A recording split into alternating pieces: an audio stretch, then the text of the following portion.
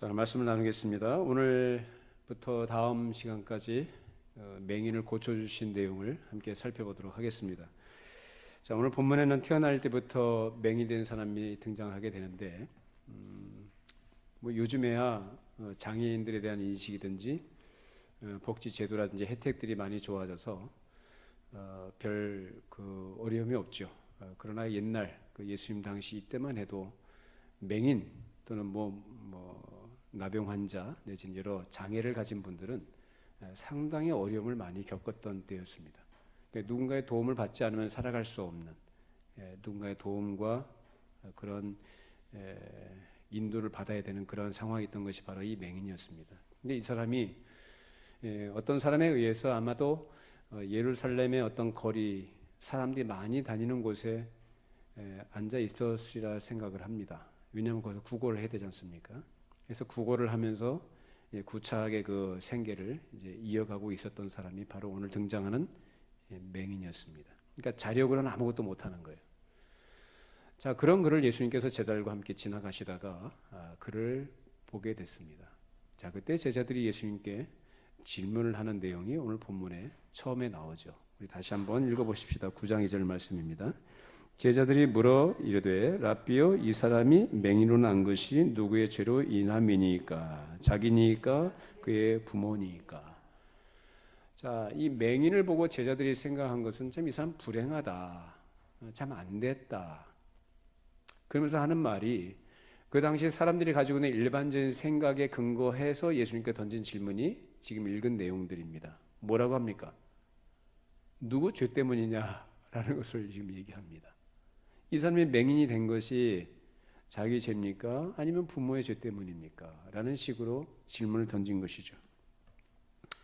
이 질문을 들으신 예수님께서 오늘 3절 말씀에 이 사람이나 그 부모 죄 때문이 아니다, 그에게서 하나님이 하시고자 하신 일을 나타내기 위함이다 라고 말씀을 하십니다. 자, 그럼 여기서 하나님께서 하시고자 하신 일이 뭘까? 이 사람 자기가 죄를 지은 것도 아니고, 그럼 여기서 이제 제자들이 던진 질문을 한번 우리가 살펴본다면은 이 사람이 자기 죄 때문에 맹인으로 태어났느냐라는 거예요. 그럼 우리가 얼핏 생각하면은 무슨 이 사람이 전생에 무슨 죄를 지어서라는 그런 뉘앙스로 들립니다만은 그러한 사상을 가진 건 아니겠죠.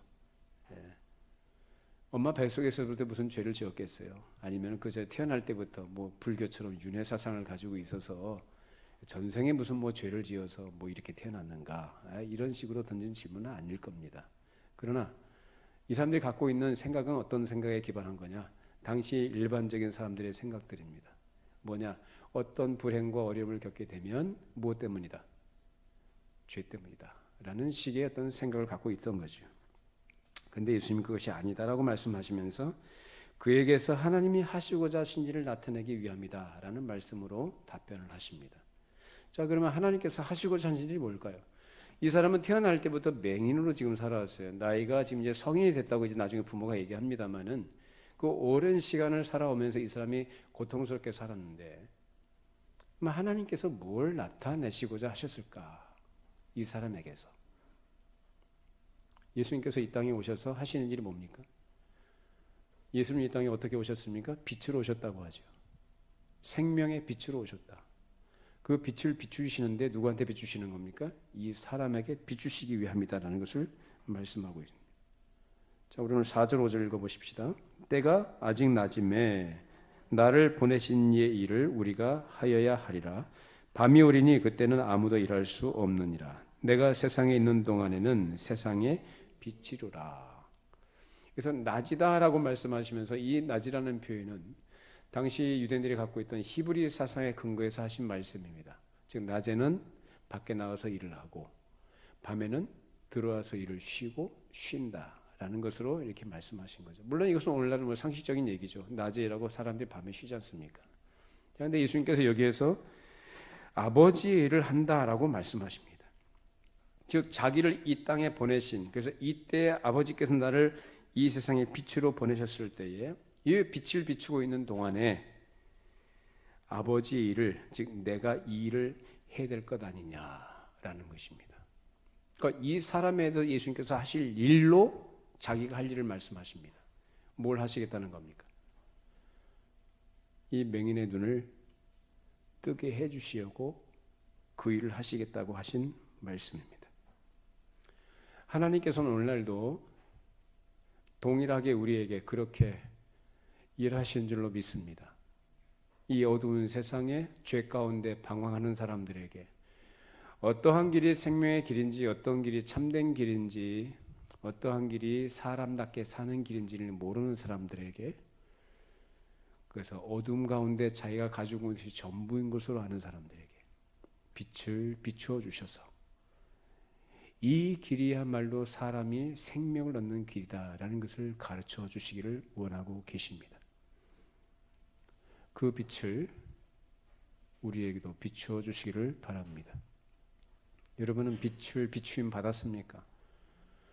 여러분들의 생명의 빛을 여러분 발견했습니까? 그 빛을 보고 그 빛으로 나오신 분들입니까?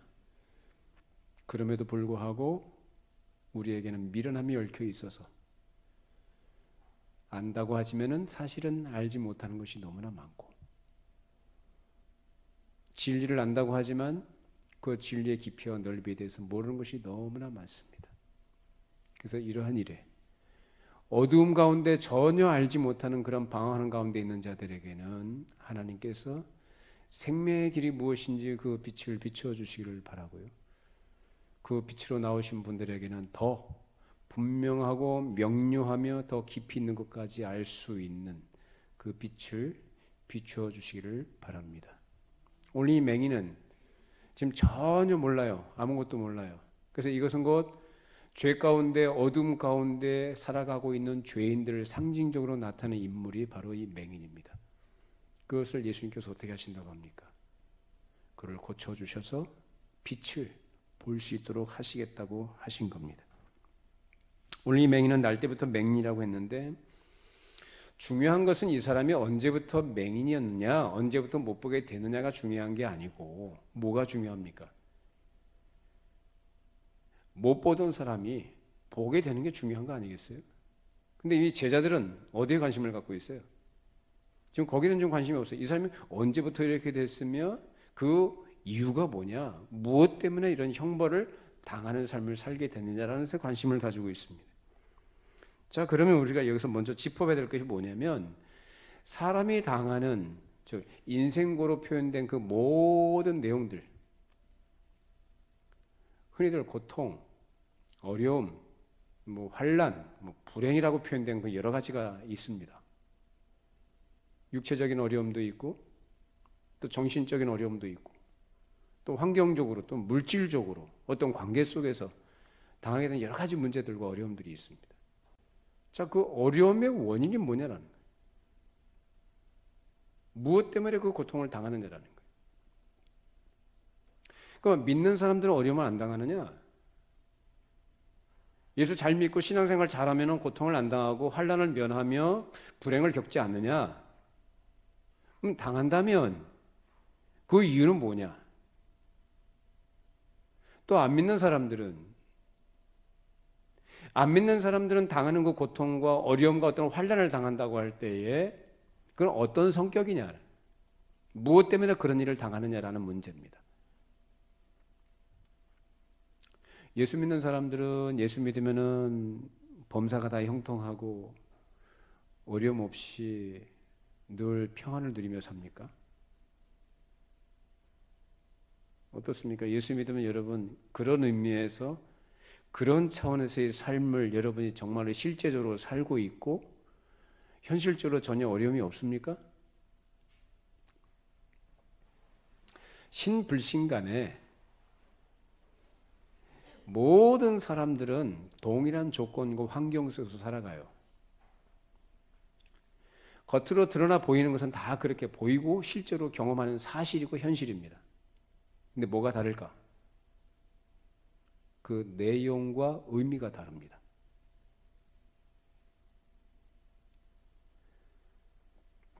하나님께서 죄에 대한 심판의 형벌을 내리실 때에 그것은 그 사람이 죽어서만이 아니라 이 땅에 있는 동안에 즉 육신, 즉 몸과 영혼을 가진 인간으로 사는 동안에 그런 일들을 겪게 되는 일들이 있습니다. 근데 그것이 우리의 상식과 우리의 이성으로는 이해할 수 없는, 납득할 수 없는 그런 일들로 경험되기도 합니다.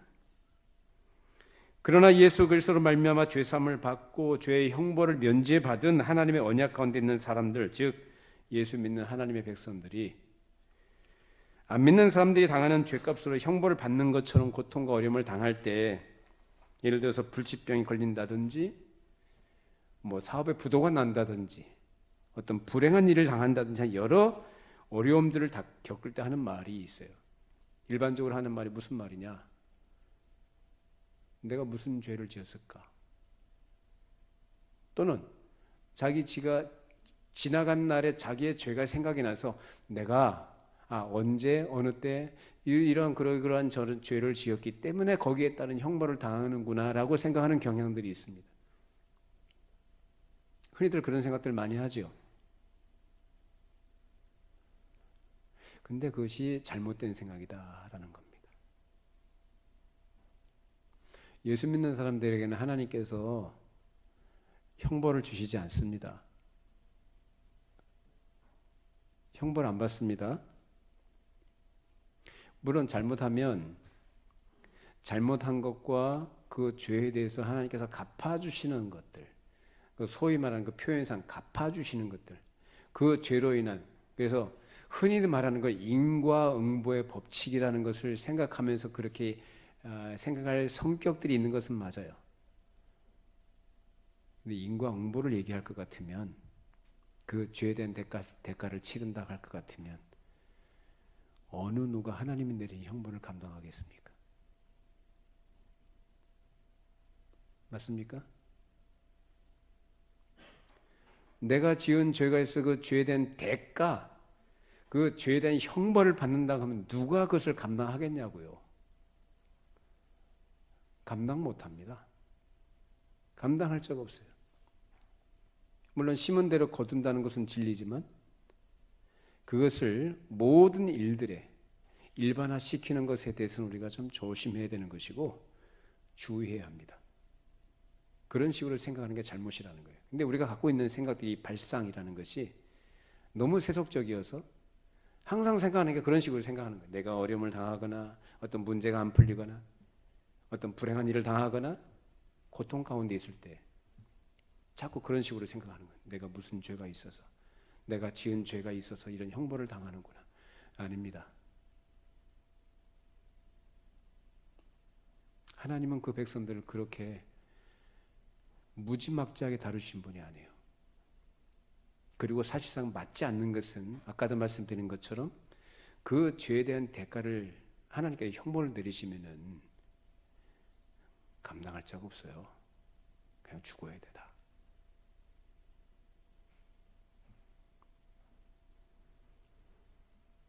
사람이 잘못된 일을 했을 때 그 잘못 자체 때문만은 아니고 잘못된 일을 하나의 계기로 해서 하나님께서 특별히 믿는 자들에게는 어떤 어려움을 당하게 하실 때가 있는데 그것은 그 사람을 형벌하시는 게 아니라 징계입니다. 우리가 자녀들을 키웁니다마는 자녀들에서 부모가 가지고 있는 마음, 하나님께서 가지고 계신 마음이에요. 잘못하면 매를 때리기도 하고, 그렇죠? 채찍질로 표현하면 요새는 아동학대라고 그렇게 하죠. 근데 상식적으로 부모는 자녀를 사랑하기 때문에 자녀가 잘못하면 야단도 치고 꾸중도 하고 때로는 회초리도 들 수 있어야 되는 거예요. 예? 자식 잘 되라고, 정신 차리라고. 근데 사랑이라는 미명하에서 그냥 곱게 오냐 이렇게 키우면 어떻게 됩니까? 잘못해도 그냥 내버려 두고 방임적으로 키우게 되면 애들이 어떻게 됩니까? 옳고 그런 것이 뭔지를 몰라요. 자기 하고 싶은 대로 한 인간이 돼요. 법도 모르고 규율도 모르고 질서를 몰라요. 자기가 기준이 돼버려요. 부모는 최소한도 어떤 것이 옳은 것인지 어떤 것이 잘못된 것인지 그 기준은 분명히 자녀들에게 가르쳐 줘야 되는 것이고, 그것을 벗어나거나 그것을 거스를 때는 어떻게 해요? 징계할 수 있어야 합니다. 왜? 애들이 어리잖아요. 분별을 못 하잖아요. 가르쳐 줘야죠. 하나님의 자녀들을 그렇게 다루신다는 거예요. 징계 자체는 달지가 않죠. 쓰죠. 아프죠. 슬프기도 하고. 그러나 그것이 그에게 약이 된 줄로 믿습니다. 그래서 하나님의 백성들은 하나님께서 다루실 때에 형벌하시는 게 아니라 징계, 성격 자체가 다르다는 거예요. 그 아들을 만드시는 거예요. 자녀 만들기. 자, 그럼 불신자들은 어떠냐? 예수 안 믿는 사람들, 하나님을 모르는 사람들. 이 사람들은 살아가는 것 자체가 형벌이에요. 사는 것 자체가. 그 사람이 뭐 돈을 많이 벌어서 사회적인 성공을 이룬 뭐 재벌이 됐든지 어떤 부자가 됐든지 어떤 사회적인 높은 지위에 올라가든지 어떤 명예를 가진 사람이 되든지 간에 그 사람 사는 것 자체가 그 사람이 살고 있는 자체가 형벌이라고요. 왜? 하나님을 모르는 게 하나님의 진노 아래 있는 거거든요. 이게 무슨 행복이 있겠어요? 그러니까 모르죠. 자기가 어떤 처지인지를 모르는 거예요. 이 맹인처럼. 자기가 어떤 상황과 어떤 처지인지를 몰라요. 자기가 얼마나 비참한지를 모르는 거예요. 그만큼 어리석은 것이 바로 인간입니다. 그런 사람들에게 하나님께서 어떤 일들을 다루시냐면 이해할 수 없는 것들, 또 어떤 경우에는 분명히 일반적으로 알 수 있는 일반적인 법칙 하에서 내려지는 형벌이라는 것들이 있습니다. 자, 예를 들어보면은 이것은 물론 이제 예수 믿는 사람도 해당이 되는 부분들이긴 하죠.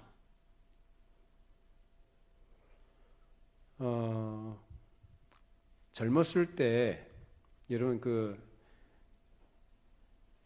배짱 이야기 아십니까? 그 개미와 배짱이? 개미는 어떻게 합니까? 한여름에 부지런히 일을 해가지고 창고에다 먹을 걸 잔뜩 쌓아놓죠. 겨울 준비한다고. 그 얘기예요. 근데 배짱이는 뭐예요? 맨날 노래만 부르잖아요. 근데 요새 애들은 또 뭐라고 하냐면은 배짱이처럼 살아도 괜찮대요. 왜? 나중에 음반 내면은 돈 버니까.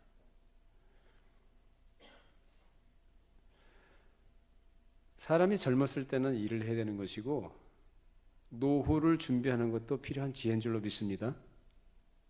그것이 전부 다인 것으로 그것만 올인하는 것도 잘못이지만 그건 일반적인 법칙이다 그 말이에요. 학생 때는 공부를 해야 되는 것이고 젊었을 땐 열심히 일을 해서 미래를 준비하는 것이 필요하다는 겁니다. 근데 안 하면, 놀면 어떻게 되죠? 나중에 노숙자 되는 거죠. 가난해지고 궁핍해지고 그렇습니다. 여러분 몸도 마찬가지입니다. 특히 나이가 젊으신 분들은 잘 유념해서 들으세요. 내가 젊다고 지금 건강상 문제 없다고 합리적으로 관리를 잘 안 하고 그냥 방치해 두게 되면 시간이 갈수록 어떻게 될까요? 여러분 몸속에 노폐물이 쌓여가고 혈관은 계속 막히고 나중에 거기서 모든 문제가 거기서 발생을 합니다. 시간이 갈수록 몸은 약해지죠. 이런저런 병에 걸리게 되고 관리를 안 하면 그렇게 됩니다. 그게 뭐냐? 일반 법칙입니다. 누가 만드신 겁니까? 그 일반 법칙 누가 만들어 놓으신 거예요? 하나님이 만들어 놓으신 거예요. 그 일반 법칙을 여러분이 거스르면 그 결과로서 여러분이 후회할 일을 여러분이 당하게 된다 그 말이에요. 젊었을 때, 할 수 있을 때, 기회가 주어졌을 때 여러분들이 준비 잘 하시기 바랍니다. 지혜롭게 관리를 잘 하세요. 그것이 여러분의 몸이 됐든 여러분의 환경이 됐든 여러분의 일이 됐든 계획이 됐든 잘 준비하세요. 그 일반 법칙입니다. 자, 그러나 일반 법칙만이 전부가 아닌 것은 때때로 하나님께서는 우리가 알 수 없는 그리고 도무지 인과관계로서는 풀 수 없는 사실로서 어떤 형벌을 내리신 경우도 많이 있습니다. 그러니까 이해할 수 없는 일들이 참 많이 있죠. 자, 그럼 믿는 사람에게는 어떤 일들이 있는가? 자, 믿는 사람에게도 그 사람이 가지고 있는 죄악된 것이든지 또는 잘못이 있으면 하나님이 그것을 고치시려고 하거나 아니면은 그 사람을 좀 더 단련하시기 위해서 그 사람을 좀 더 어떤 온전한 믿음의 어떤 수준, 그런 자리까지 하나님께서 이르게 하시기 위해서 연단하시는 의미에서의 어떤 어려움도 겪게 하실 때가 있어요. 그러니까 우리는 어떤 사람이 어려움을 겪거나 어떤 환난을 당하거나 어떤 불행한 일을 만났을 때 그런 것을 보게 될 때에 함부로 우리가 말을 하는 것을 조심해야 됩니다. 그러니까 함부로 말한다는 게 뭐냐면은 바로 이 제자들이 하는 말하고 똑같은 거예요. 뭐냐? 분명히 죄가 있어서 그런 거 아니야. 뭐 잘못한 거니까 하나님께서 저렇게 치시는 거 아니야. 이런 식으로요. 욥의 친구들처럼. 욥 아시죠? 욥은 그 당대에 하나님 앞에 참 그 믿음과 하나님 앞에서의 태도가 하나님께서 인정하실 만한 그런 사람이에요. 믿음이 좋은 사람이다 한마디로. 그런데 어떻게 하죠? 마귀가 시기를 해요. 사탄이. 하나님 좀 쳐보십시오 저놈. 하나님이 복을 많이 주시니까 하나님께 감사하고 하나님 잘 섬기는 거 누가 못하겠습니까? 한번 주신 거 다 걷어가 보시라고. 그래? 그럼 네가 한번 해봐라. 사탄이 어떻게 합니까? 다 걷어가죠. 그 많던 그 부유한 것들 다 한꺼번에 다 거덜나게 만들어 버리죠. 자식들까지도 전부 다 한날에 다 죽게 만들어 버리죠. 욥이 거기서 어떻게 합니까? 하나님 원망합니까? 원망 안 해요. 불평 안 해요. 고통 가운데서 하나님께 뭐 합니까? 예배합니다. 봤냐? 아이 하나님, 자기 몸이 성한데 자기 몸이 괜찮은데 그 정도 가지고 되겠습니까? 그래? 걔 목숨만 건드리지 말고 한번 해봐라. 그래서 어떻게 하죠? 그 몸을 사단이 쳐서 그 몸에 아주 지긋지긋한 고통스러운 피부병이 나게 합니다. 악창들이. 피부 껍데기가 거북이 등짝처럼 두꺼워지도록 긁고 진물이 나고 피가 나고 그래도 고름이 나고 그래도 그 고통이 가시지 않는 거예요. 나중엔 자기 함께 살던 와이프가 그러고도 하나님을 원망하지 않느냐? 하나님 저주하고 죽어버려라. 그래 떠나가 버리죠. 잃을 것 다 잃어버립니다. 욥이 오죽했으면 그 고통 가운데서 자기 낱날을 저주하죠.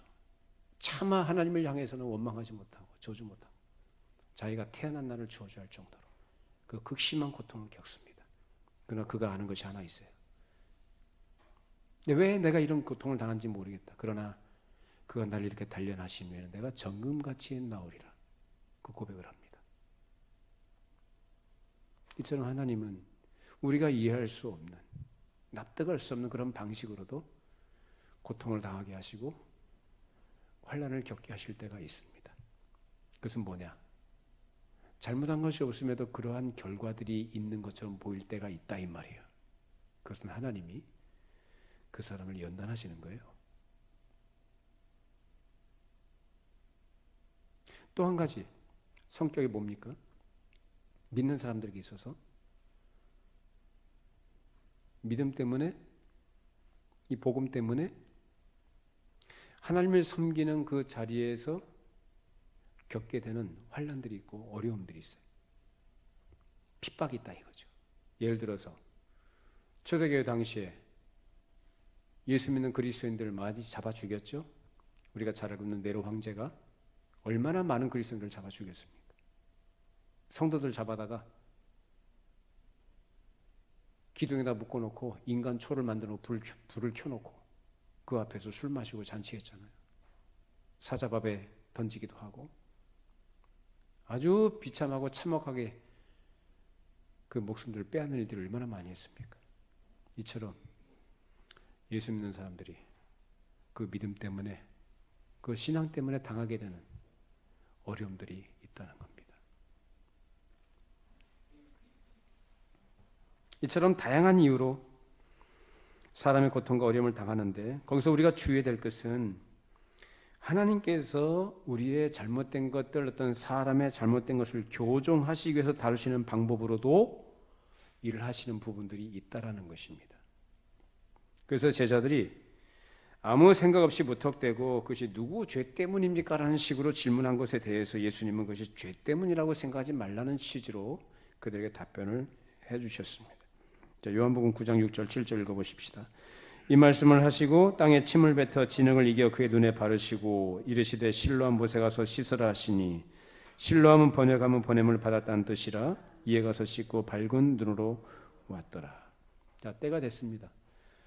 지금 이 사람 맹인은 날 때부터 맹인으로 태어났는데 이제 성인이 된 나이까지 그 어려움 가운데 고통 가운데 있던 그에게 예수님께서 이제 그를 거기서 풀어주시기 위해서 일을 하십니다. 이 사람 누구 잘못 때문이 아니라 그랬어요. 예수님 분명히 선언하십니다. 이 사람 죄도 아니고 부모 죄가 아니다라는 거예요. 하나님이 하시는 일의 성격, 구원이죠. 그래서 하시고 예수님께서 땅에다 침을 뱉어가지고 그 진흙을 이겨가지고 그 사람 눈에다 이렇게 발라주십니다. 그리고 하신 말씀이 뭐라고 그래요? 실로암 못에 가서 씻으라 라고 말씀하십니다. 실로암 못은 히스기야 때 그 기온샘인가요? 거기서 물을 수로를 만들어가지고 그 성 안으로 끌어들였었죠. 아스로 왕 사네립이 침공했을 때 그 사내립이 물을 얻지 못하도록 밖에선 다 막아버렸어요. 그 물 군화를. 그리고 그 수를 500m인가 그 바위를 뚫어가지고 2m 높이로 해가지고 이렇게 끌어들여가지고 이 실로암이라고 하는 여기 지금 여기까지 물을 끌어들여서 여서 사람들이 거기서 포위된 가운데 생활을 했었죠. 자, 그 실로암 못인데 그 실로암이라는 것은 보내심을 받았다, 보냄을 받았다라는 뜻입니다. 자, 거기에 가서 이 사람이 예수님 말씀하신 대로 그것을 씻었어요. 씻으니까 어떻게 됐다고 그래요? 눈이 밝아졌다, 눈이 떠졌다라는 거예요. 정상인처럼 보게 됐다라는 겁니다. 자, 그러면 이 사람이 어떻게 해서 눈이 떠졌느냐?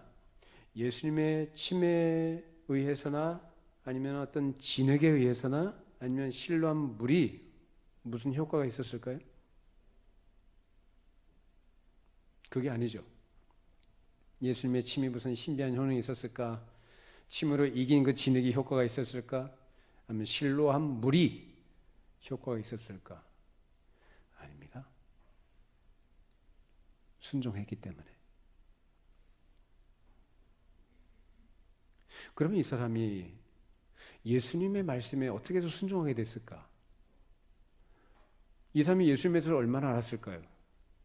예수님이 누구신지에 대해서 얼마나 많은 지식을 갖고 있었으면 그런 인식을 갖고 있었을까요? 아니면 이 사람은 맹인이라고 그랬어요. 자, 그 당시에 맹인이라고 할 것 같으면은 사람들하고 같이 어울릴 수 있는 조건과 환경 속에 있는 사람입니까? 아니면은 소외된 위치에 있는 사람일까요? 소외되죠. 더더군다나 예수님에 대해서 들을 기회가 별로 없었을 것이라는 얘기예요. 그죠? 예수라는 사람이라고 이 사람이 표현한 거예요. 오늘 11절 말씀에 다시 보시면 뭐라고 합니까? 성경에. 대답하되 예수라 하는 그 사람이 진흙을 이겨 내 눈에 바르고 나더러 실로암에 가서 씻으라 하게 가서 씻었더니 보게 되었노라 라고 얘기합니다. 예수라는 사람이라고 해고 이 사람이 가지고 있는 인식의 정도를 여기서 나타냅니다. 예수 그리스도께서도 아니고 하나님의 아들이신 그분께서도 아니고 뭐라고 그래요? 예수라는 사람이. 이 정도의 인식이라고 하면 이 사람이 무엇에 근거해서 이 정도의 인식을 갖고 있었을까?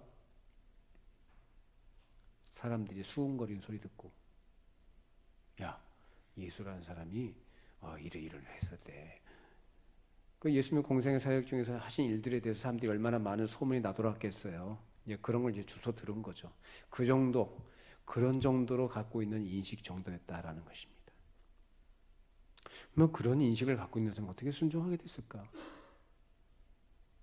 실로암 못에 가서 씻어라? 그 말을 들었을 때 이 사람이 무슨 거부할 그런 처지도 아니지만 그렇잖아요.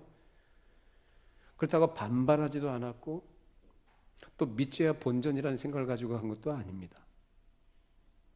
만약에 믿져야 본전이다라고 생각하고 갔다고 한다면 그 사람에겐 그런 기적이 일어났을까요? 왜요? 여러분, 기도하면 하나님께서 응답해 주십니다. 하나님의 약속이 이러이러합니다. 한번 기도하십시오 라고 하면 그 말씀을 들었던 사람들이 어떤 사람이 그래? 뭐 믿어야 본전이지 하고 이렇게 기도한다고 한다면 기도를 하나님께서 기쁘게 들으시고 응답해 주실까요? 왜요? 그건 믿음이 아니기 때문에. 그 요행을 바라는 거지. 하나님께 나아가는 자는 반드시 그가 계신 것과 자기를 찾는 자들에게 좋은 것을 주시는 이심을 믿어야 한다. 상 주시는 이심을 믿어야 한다. 항상 성경에 강조하는 건요, 믿음입니다. 믿음은 두 마음을 품는 것도 아니고 갈라진 것도 아니고요, 요행을 바라는 것도 아니에요. 결국 이 사람이 예수님에 대해서 가지고 있는 인식이 아주 미미하고 어찌 보면 온전한 것과 비교했을 때 참 결함투성이고 수준 이하일 텐데 어떻게 그렇게 순종하게 됐을까라는 거예요. 여러분, 맹인들이 갖고 있는 장점 중에 하나가 뭡니까? 그리고 그들에게 절실하게 정말로 중요한 역할을 하는 게 뭘까요? 맹인들은 눈이 안 보이잖아요. 그들에게 더 그런 의미에서 더 그것을 상쇄할 만큼 중요한 역할을 하는 것이 뭘까요? 청각이죠. 청각.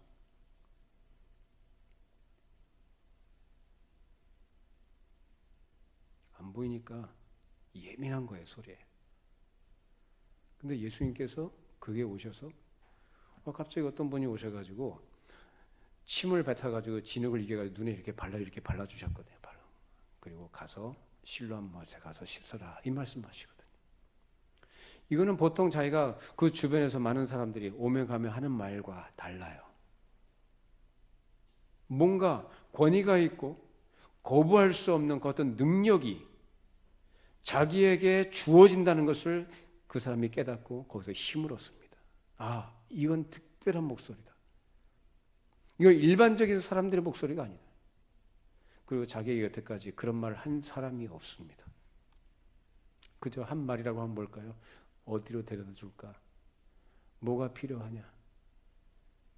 내가 어떤 도움을 줄까? 뭐 이 정도 차원에서의 말을 들었겠죠. 근데 자기에게 그렇게 진흙을 발라주고 실로암 못에 가서 씻으라고 말하신 분은 한 번도 없어서 처음이에요. 일반적인 목소리도 아니고 일반적인 말씀이 아니에요. 그때 그 말씀을 들었을 때 그 사람은 특별한 목소리로 듣고 거기에서 순종할 수밖에 없는 마음이 생긴 것입니다. 그는 예수님이 누구신지 제대로 알지는 못했지만 예수님께서 자기에게 다가오셔서 자기에게 말씀하실 때 그 과정 속에서 믿음이 생긴 거예요. 예수님의 말씀에 거부할 수 없는 권위와 능력으로 자기에게 명하시니까 그 말씀에 순종할 마음이 생겼던 것입니다. 그런 일들이 우리에게도 일어나지 않습니까? 성경 말씀을 읽을 때든지 또는 설교를 말씀을 들을 때든지 어떤 때는 성경 말씀을 읽거나 설교를 들을 때 그냥 평이한 말씀으로 그냥 어떤 의미에서 그런 의미에서 이제 흘려 들어가는 그런 말씀들이 있는가 하면 어떤 경우에 내 마음속에 깨달아지는 마음에 확 와닿는 그래서 말씀을 들을 때 그 말씀을 들을 때 힘이 생기고 그 말씀을 따르고 싶은 마음이 생길 때 그 말씀들에 대한 반응들이 있는 경우도 있다 이 말이에요. 누가 역사하신 겁니까? 성령께서 역사하시는 거죠. 지금 이 사람에게 나타난 예수께서 가서 실로암 못에 가서 씻으라고 말씀하셨을 때에 그로 하여금 거부할 수 없는 순종하고자 하는 마음을 갖게 하신 분이 누구냐? 바로 성령님이시다라는 거예요. 이런 은혜가 여러분에게 있기를 바랍니다. 저 말씀이 진리구나. 저 말씀을 따라가야 되겠구나. 저 말씀대로 내가 살아가야 되겠구나. 알게 하시는 거죠.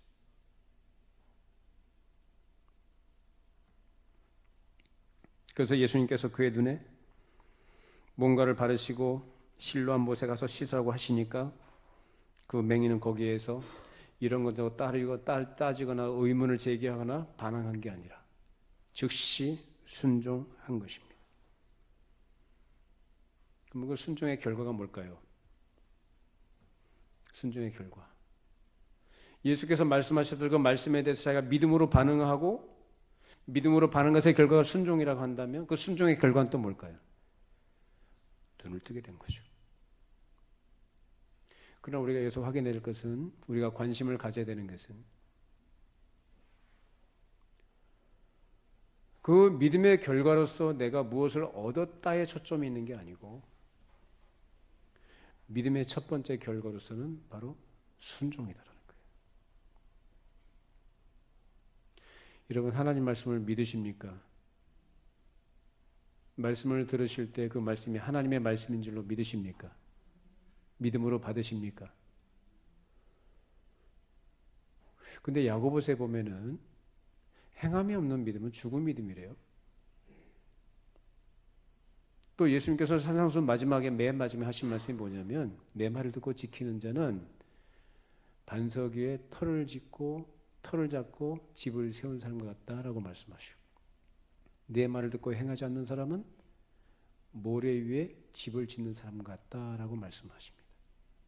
반석 위에 집을 지은 사람, 모래 위에 집을 지은 사람, 똑같이 집을 짓는 것 같은데 비가 오고 홍수가 나면 무너지는 것은 어떤 것이 무너집니까? 모래 위에 집을 지은 사람, 당연히. 그러나 반석 위에 지은 집은 무너지지 않는다. 모래 위에 지은 집은 무너짐이 심하다라고 말씀하십니다. 믿음이라는 게 뭐냐면 내가 믿습니다 해서 그 믿음의 결과로서 나에게 어떤 유익이 되는 것을 바라고 기대하는 것, 누구나 갖고 있는 인지상정이겠습니다만은 그보다 성경이 우리에게 가르치고 싶고 우리에게 요구하시는 것은 뭐냐면은 순종입니다. 순종. 자, 창세기부터 계시록까지 한번 보세요. 사람이 하나님께 대해 순종을 할 때에 사람은 가장 안전하며 행복한 줄로 믿습니다. 모자람이 없습니다. 순종하는 것, 즉 하나님과 정상적인 관계 속에 있을 때는 모자람이 없어요. 근데 항상 문제가 발생하는 건 뭐냐면 순종하지 않을 때 문제가 발생합니다. 아담이 하나님 말씀에 순종할 때는 아무 문제 없었어요. 영광을 누렸습니다. 그 존귀한 자리에 있는 자가 그 존귀에 처하나 그것을 깨닫지 못하는 그런 가운데서 이제 불순종하게 되면 이제 짐승의 자리로 떨어지는 겁니다. 존귀에 처하나 깨닫지 못하는 멸망하는 짐승 같다. 시편에 있는 말씀처럼. 내가 하나님의 말씀을 들을 수 있다는 것, 하나님께서 나에게 어둠 가운데도 나에게 진리의 빛을 비춰주시고 생명의 빛이 무엇이며 사람이 사는 길이 무엇이며 사람의 영광된 길이 무엇인지를 가르쳐 주실 때 그것을 들을 수 있는 것, 그것을 볼 수 있는 것이 은혜인 줄로 믿습니다. 그걸 여러분이 가치를 하셔야 합니다. 내가 무엇을 내가 믿음으로써 얻고 내가 이익을 얻는데 여러분 관심을 갖는 게 중요한 게 아니고 믿음이 무엇이냐라는 거예요. 내가 말씀을 듣고 그 말씀에 내가 순종했다고 믿음을 갖게 하신 분이 누구냐면 성령님이 하신다니까요. 그게 중요한 거예요, 우리에게는. 그리고 그 말씀을 듣고 내가 순종하는 것이 믿음의 결과라는 겁니다. 그래서 믿음과 순종은 항상 같이 가는 거예요. 믿습니다 해놓고도 순종하지 않는다. 그건 믿음도 아닙니다. 그거는 믿음이 아니기 때문에 어떤 생명이 없는 거예요. 이 사람은 지금 믿는 거죠. 믿는 거. 믿음으로 그 믿음이 순종이에요. 순종하는 것으로서 그가 갖고 있는 믿음이 살아있는 믿음임을 어떻게 해요? 눈을 뜨는 것으로 확인하는 거 아닙니까? 우리가 믿음으로 순종하기 바랍니다. 하나님이 원하시는 건 그거예요. 여러분에게 뭐 대단한 일, 우리에게 큰 일을 하라고 하지 않아요. 순종하라고 해요. 순종이 제사보다 낫다 그래요. 목사인 저 입장에서 저도 하나님 앞에 여러분과 똑같은 하나님의 백성이고 성도죠. 하나님께서 저에게 원하시는 것도 그거죠. 순종하는 거예요. 또 저 입장에서 또 여러분들에게 가장 여러분이 정말로 복된 것이 뭐냐, 여러분이 정말로 하나님께서 주시는 은혜를 누리는 길이 뭐냐, 그걸 아는 사람이기 때문에 여러분에게 바라는 것이 있어요. 순종입니다. 그냥 이것저것 재지 말고 그냥 순종하세요. 그리고 그 마음을 주신 분이 누굴까? 성령님이십니다. 성경을 읽거나 성경을 수십 년 동안 연구해도 자기 생각 가지고, 사람 생각 가지고, 자기 욕심을 채우고자 해서 말씀을 이용하고 말씀을 연구하는 사람들의 결과는 뭐냐? 말씀에 의도하는 정반대의 결과를 얻어요. 그 역사가 증명을 하고요. 실제로 자유주의 신형에 있는 신학자들, 소위 말하는 유명한 신학자들이 할지라도 그 사람들이 수십 년 동안 평생을 성경을 연구하고 그 영광을 가지고 사람들을 가르쳤는데, 성령의 감화하심과 하나님의 선하신 뜻을 따라가는 것이 아닌 그 지식을 쫓아가는 것, 사람의 이성과 사람의 생각과 욕심을 채우고자 해서 만족을 얻고자 해서 그렇게 연구해서 사람들에게 자기 지식을 자랑하는 것으로 나타나는 결과는 뭐냐? 사람들의 믿음을 파괴하는 결과를 가져왔어요. 성령님의 역사하심이 없이. 마찬가지입니다. 우리가 성경 읽을 때든지 하나님의 말씀을 들을 때든지 설교 말씀을 들을 때든지 우리에게 정말로 중요하고 필요한 것은 사람의 이성과 합리적인 추론들, 논리적인 사고로 그것을 이해하고 해석을 하고 그것을 머리 끄덕끄덕하고 지적으로 동의하는 게 중요한 게 아니라 내 마음에 어떤 마음을 가져야 될까? 자기 처지를 알아야 돼요. 그래서 성령님의 도우심과 감화하시는 역사를 기대해야 합니다. 여러분 이 자리까지 오시기까지 얼마나 많은 과정을 거치셨습니까? 저 지난주에 그 생각을 잠깐 해봤거든요. 멀리는 저 파주에서 여기까지 오시고 부천에서 오시고 차 타고 여기저기 굽이굽이 돌아서 모퉁이를 돌아서 길을 찾고 찾아서 이리저리 오셨지 않습니까? 그 오는 과정 속에 얼마나 많은 교회들이 있었습니까? 그죠? 건물도 번듯하고 큰 교회도 있고 여러 교회들이 있었을 텐데 그 교회들을 거쳐서 지금 이 작은 교회로 여기 오셨거든요. 이 자리에 오신 여러분들이 은혜를 사모하시기를 바랍니다. 하나님의 은혜가 있어야 내가 살지. 그래서 이번에 말씀을 들으시기 전에 항상 마음에 생각할 때 어린아이같이 순전한 마음으로, 믿음이 약한 어린아이 그런 차원의 그런 측면이 아니라 그 순전함과 의존할 수밖에 없는 그러한 자기 위치에서 순전한 마음으로 너희가 어린아이같이 되지 않으면 천국을 볼 수 없다, 천국에 들어갈 수 없다 하신 예수님의 말씀처럼 어린아이 같은 순전한 마음으로 말씀을 들을 때 내가 말씀을 착하고 좋음으로 받아야 되겠다. 그리고 성령님께서 깨닫게 해주시는데 내가 순종해야 되겠다. 그 은혜를 사모하면서 여러분들 이 자리에 오시길 바랍니다. 그러한 사람에게 성령님의 역사하심이 있게 될 겁니다. 믿음의 결과로서 뭐라고요? 눈 뜬 거요? 믿음의 결과로서 얻은 거 뭐예요? 첫 번째 결과가 순종이에요. 하나님은 그걸 좋아하셔요. 순종은 하나님이 우리에게 주시는 성령의 역사로 주어지시는 우리가 얻을 수 있는 가장 중요한 선물인 줄로 믿습니다. 왜? 믿음과 순종은 같이 가는 거니까. 그 순종이 복이다라는 걸 가르쳐 줍니다. 오늘 이 사람이 우리에게 그걸 가르쳐 줍니다. 믿음으로 순종하는 것. 말씀을 들을 때 거기 마음에 의심하거나 거스르거나 또는 믿지의 본전이란 그런 요행을 바라는 마음이 아니라 성령께서 마음을 감동하시는 대로 내가 그냥 순종하는 것. 즉시 그럴 때 하나님의 일하시는 것들 또한 경험하게 된 줄로 믿습니다. 우리에게 믿음으로 순종하시는 은혜가 있기를 바랍니다. 기도하겠습니다. 거룩하신 하나님 아버지, 날 때부터 맹인된 이 참으로 불쌍하고 고통 가운데 있던 사람을 주께서 건져주시는 내용들을 살펴보았습니다.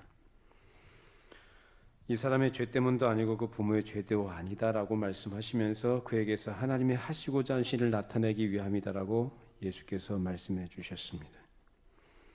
주님, 저희들이 당하는 고통이나 어떤 어려운 문제가 있을 때 우리가 다 이해하지 못하는 하나님의 일하심과 그 다루시는 손길이 있음을 저희들이 이해했습니다.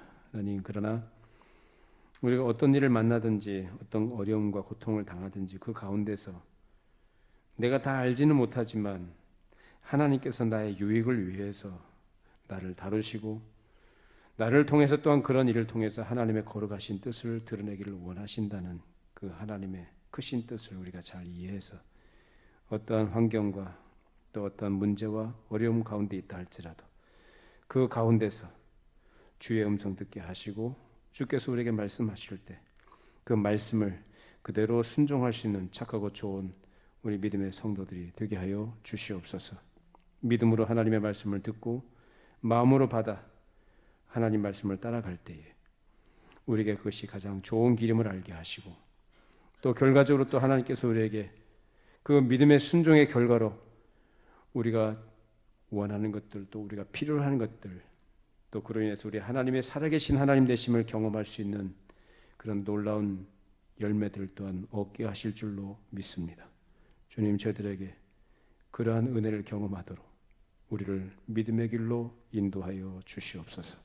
예수님의 이름으로 기도합니다. 아멘.